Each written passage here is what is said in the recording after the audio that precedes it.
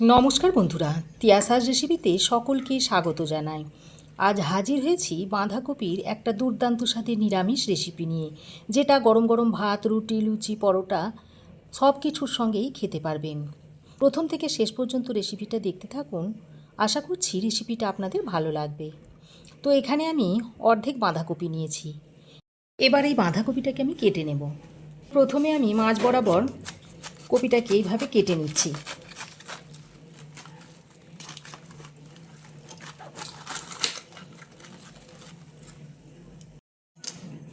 তো বাঁধাকপিটাকে দু টুকরো করে নেওয়ার পর আরও একবার মাঝখান দিয়ে এইভাবে কেটে নেব।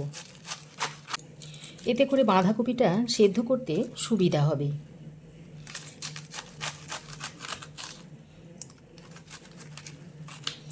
তো দেখুন, বাঁধাকপিটাকে আমি মোট 4টে টুকরো করে নিয়েছি। এবার আমি গ্যাসের উপরে একটা কড়াই বসিয়ে তার মধ্যে বেশ খানিকটা জল দিয়েছি গরম করতে। এবার এই জলের মধ্যে বাঁধাকপির টুকরোগুলো এইভাবে দিয়ে দিচ্ছি। যে 4টে টুকরো আমি করে নিয়েছিলাম সেই টুকরো 4টে গরম জলে দিয়ে দিচ্ছি। এবার আমি এর মধ্যে দিয়ে দিচ্ছি একটা টমেটো, আর দিয়ে দিচ্ছি 3টে কাঁচা লঙ্কা। এবার একটা ঢাকনা লাগিয়ে কপিটাকে 5 মিনিট মতো ভাপে সেদ্ধ করে নেব, তবে খুব বেশি সেদ্ধ করলে হবে না। তো ঢাকা দিয়ে আমি 5 মিনিট ভাপে সেদ্ধ করে নিয়েছি।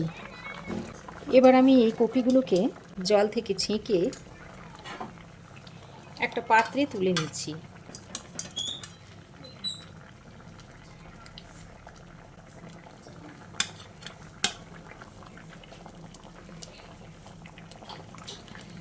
টমেটো আর কাঁচা লঙ্কাগুলোকে তুলে নিচ্ছি। তুলে এটাকে একটা আলাদা পাত্রে রেখে দিচ্ছি। এবার এই দুটো এখন ঠান্ডা হোক, ততক্ষণে আমি একটা কড়াই গরম করে গরম কড়াইয়ের মধ্যে দিয়ে দিচ্ছি 1 চামচ মতো গোবিন্দভোগ চাল। এবার এই চালটাকে হালকা করে ভেজে নিতে হবে। এই সময় গ্যাসের ফ্লেমটাকে একেবারে লোতে রেখে চালটাকে ভেজে নেব। আমি এখানে গোবিন্দভোগ চাল ব্যবহার করেছি, তবে আপনারা ভাতের চালটাও নিতে পারেন।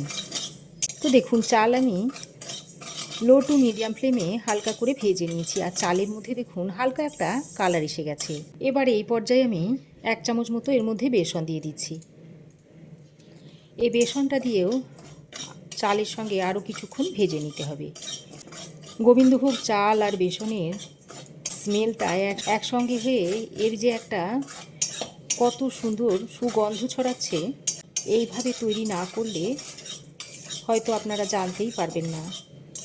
তো দেখুন, বেসনটা দিয়েও চালের সঙ্গে আরও কিছুক্ষণ ভেজে নিয়েছি। এবার গ্যাসের ফ্লেমটাকে বন্ধ করে এটাকে আমি একটা পাত্রে ঢেলে নিচ্ছি। এই বাটির মধ্যেই ঢেলে নিচ্ছি। ঢেলে নেওয়ার পর এবার এটা কিছুক্ষণ ঠান্ডা হতে দিচ্ছি।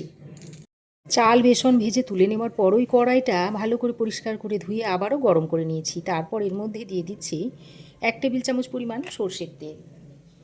এবার আমি এখানে একটা মিডিয়াম সাইজের আলু নিয়েছি, আর আলুটাকে এরকম চৌকো করে কেটে নিয়েছি। এখন এই তেলের মধ্যে দিয়ে দিচ্ছি অল্প পরিমাণে একটু নুন আর একটু হলুদের গুঁড়ো দিয়ে দিচ্ছি। তারপর কেটে ধুয়ে রাখা আলুগুলোকে দিয়ে দিচ্ছি। এবার আলুগুলোকে দিয়ে নুন ও হলুদের সঙ্গে ভালো করে নেড়ে চেড়ে মিশিয়ে নিয়ে আলুটাকে বেশ লাল লাল করে ভেজে নিতে হবে। যে কপিগুলোকে সেদ্ধ করে নিয়েছিলাম সেগুলো ঠান্ডা হয়ে গেছে। এবার আমি এই কপিগুলোকে এইভাবে আমি একটু মাঝারি সাইজ করে কেটে নিচ্ছি। এখন সব কপিগুলোকে আমি এরকম একটু মাঝারি সাইজ করে কেটে নিয়েছি। এদিকে দেখুন, আলু খুব ভালোভাবে ভাজা হয়ে গেছে। এবার এই আলুগুলোকেও তুলে নিচ্ছি।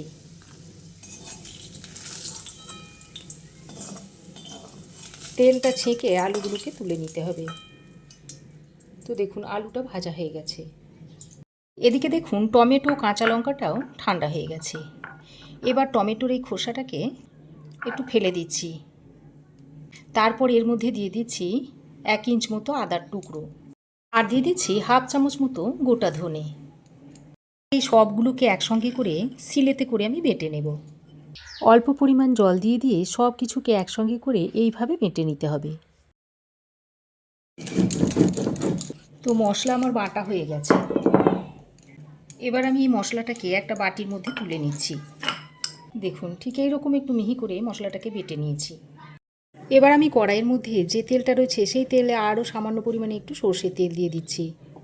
এবার এই গরম তেলের মধ্যে দিয়ে দিচ্ছি একটা তেজপাতা, একটা শুকনো লঙ্কাকে ছিঁড়ে দিয়ে দিচ্ছি, দিয়ে দিচ্ছি হাফ চামচ মতো 5 ফোড়ন, আর অল্প একটু গোটা জিরে দিয়ে দিচ্ছি।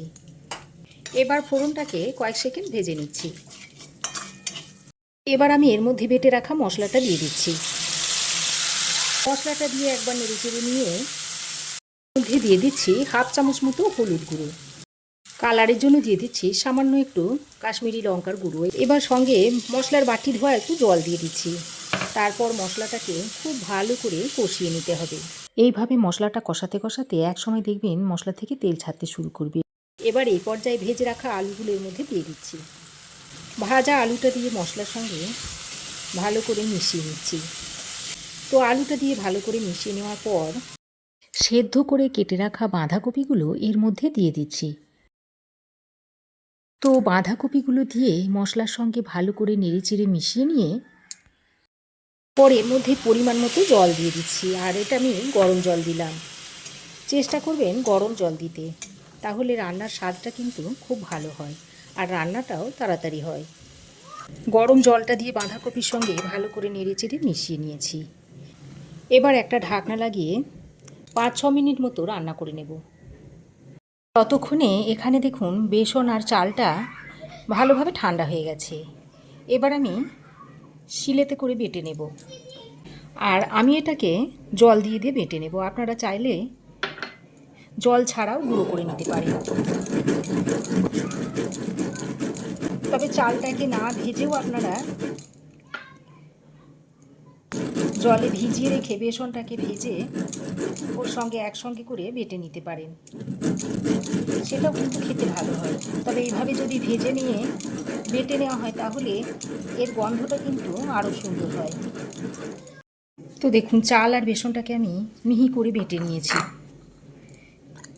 শিলেতে অল্প একটু জল নিয়ে এই চাল বাটার সঙ্গে দিয়ে দিচ্ছি। তারপর এই জলটা দিয়ে ভালো করে মিশিয়ে নিচ্ছি।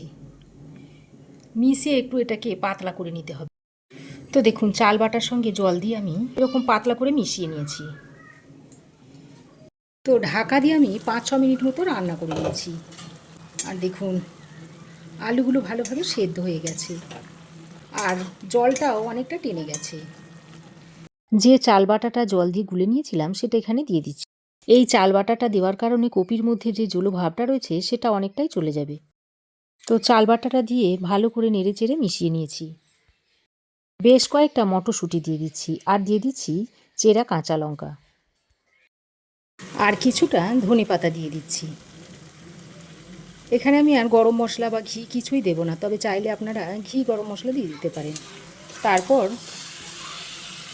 ভালো করে একবার নেড়েচেড়ে মিশিয়ে নিচ্ছি। ঢাকা দিয়ে 2 মিনিট মতো রান্না করে নেব। ঢাকা দিয়ে 2 মিনিট রান্না করে নিয়েছি আর কপি থেকে দেখুন জলটা অনেকটাই শুকিয়ে গেছে। সব শেষে স্বাদ মতো নুন আর অল্প পরিমাণে স্বাদের ব্যালেন্সের জন্য একটু চিনি দিয়ে